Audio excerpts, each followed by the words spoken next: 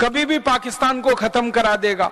इसलिए जो जिम्मेदार और समझदार मुस्लिम नेता थे इस देश में, जैसे मौलाना अबुल कलाम आजाद थे और इनके बहुत सारे सहयोगी मुस्लिम नेता थे, बदरुद्दीन तैयब जी करके एक बहुत बड़े मुस्लिम नेता थे, फिरोज शाह करके एक बड़े मुस्लिम नेता हुए इस देश में, ऐसे बहुत समझदार मुस्लिम नेता कहा करते थे कि पाकिस्तान अगर बना तो ना सुखी होगा, न समृद्धशाली होगा, न संपत्तिशाली होगा, उल्टा हमेशा दो देशों के बीच में फंसा रहेगा और चक्की में घुन की तरह से पिसता रहेगा। एक तरफ चीन बैठा है, दूसरी तरफ भारत तो है ही।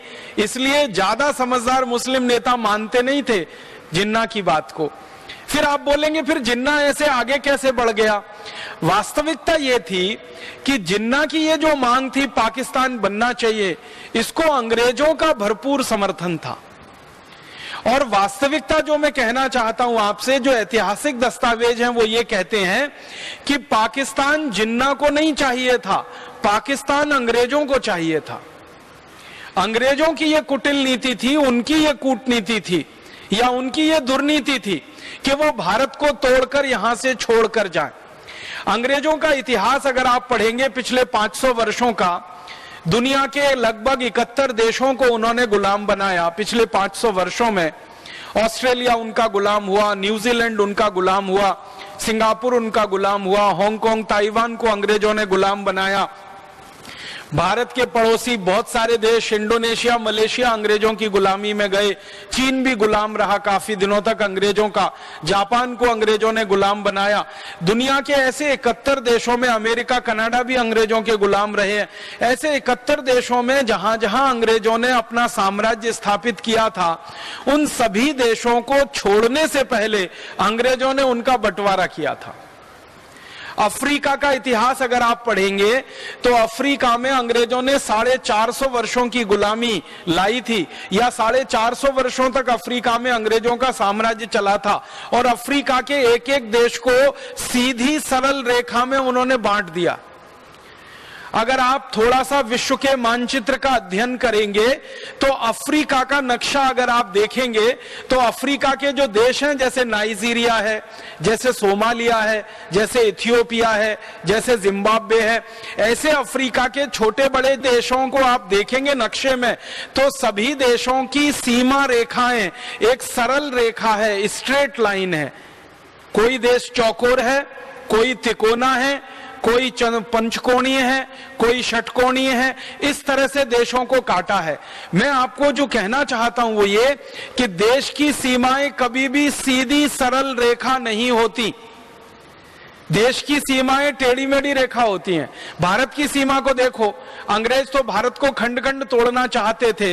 वो तो भारत देश के ऊपर भगवान की कृपा हुई कि सरदार वल्लभ भाई पटेल जैसा लौह पुरुष हमको भेज दिया उसी समय में, और उनकी दूरदृष्टि थी, उन्होंने अंग्रेजों की चाल को कामयाब नहीं होने दिया।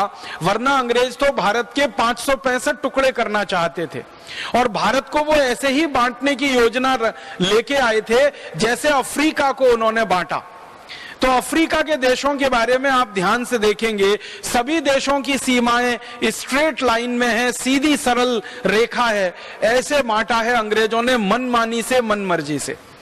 तो अंग्रेजों की योजना थी, जैसे अफ्रीका में उन्होंने किया कि देश को छोड़ा तो बंटवारा कराया उस देश का, खंड खंड तोड़ा उस पूरे अफ्रीका के लोगों को, वैसे ही उनकी योजना भारत के लिए थी कि भारत को वो छोड़ेंगे तो एक देश नहीं रहने देंगे, उसको खंड खंड तोड़ेंगे। तो उन्होंने क्या किया, भारत में 565 रियासतें हुआ करती थी, उनके राजा हुआ करते थे, उनको भड़काना शुरू किया, उकसाना शुरू किया, और हर एक राजा को अंग्रेज ये कहा करते थे प्रत्यक्ष और परोक्ष रूप से कि आप चाहो तो भारत से अलग हो सकते हो। और ज्यादातर राजा ये कहा करते थे नहीं, हमको तो भारत में विलय होना है, भारत में मिलना है। तो फिर अंग्रेज उनको और चिढ़ाने के लिए कहते थे कि फिर आपकी मर्जी, भविष्य में आपका क्या होगा हम नहीं जानते। तो इस तरह से राजाओं को भड़का के, राजकुमारों को भड़काकर उनकी योजना थी कि वो भारत को 565 टुकड़ों में तोड़ें। लेकिन उनकी ये योजना कामयाब नहीं हो पाई, क्योंकि उनकी योजना को नाकामयाब करने के लिए सरदार वल्लभ भाई पटेल ने रात दिन एक कर दिया था और जी जान लगा दिया था। इसलिए भारत की अधिकांश रियासतें, 3 को छोड़कर, एक रियासत थी जम्मू कश्मीर, एक रियासत थी उसका नाम था जूनागढ़ जो गुजरात में है, समुद्र के किनारे है, और एक रियासत थी हैदराबाद। ये 3 रियासतों को छोड़कर 562 रियासतों ने अंग्रेजों की किसी बात को नहीं माना था और उन्होंने संकल्प लिया था कि भारत की आजादी के साथ हम भारत में ही रहेंगे, भारत में ही विलय होंगे, हमारा भारत से अलग कोई अस्तित्व नहीं है। तो अंग्रेजों की चाल कामयाब नहीं हुई, 562 रियासतों ने भारत में मिलने का फैसला किया था और वो विलय हो गए। 3 रियासतें अंग्रेजों की चाल में फंसी थी, जम्मू कश्मीर फंसा, हैदराबाद फंसा और जूनागढ़ फंसा। इन 3 रियासतों को अंग्रेजों ने भड़का रखा था कि आप भारत में मिलोगे तो कोई फायदा नहीं है, आप भारत से अलग हो जाओ, एक नया राष्ट्र बनाओ। तो जम्मू कश्मीर में यह मांग शुरू हुई थी कि हम भारत से अलग एक नया राष्ट्र बनाएंगे। इसी तरह जूनागढ़ का जो राजा था वो मुसलमान था, उसने ये कहना शुरू किया था कि हम तो पाकिस्तान में जाके मिलेंगे। और हैदराबाद का जो निजाम था वो भी ऐसी बातें करता था, वो कहता था या तो मैं स्वतंत्र हूं नहीं तो मैं पाकिस्तान में जाऊं, भारत में तो नहीं मिलूंगा। लेकिन सरदार पटेल की होशियारी ने और सरदार पटेल की बुद्धिमत्ता ने इन तीनों राज्यों को थोड़े समय के बाद फिर से भारत में मिला लिया था। अंग्रेजों का शासन खत्म होने के बाद ये तीनों रियासतें भारत में आकर मिली।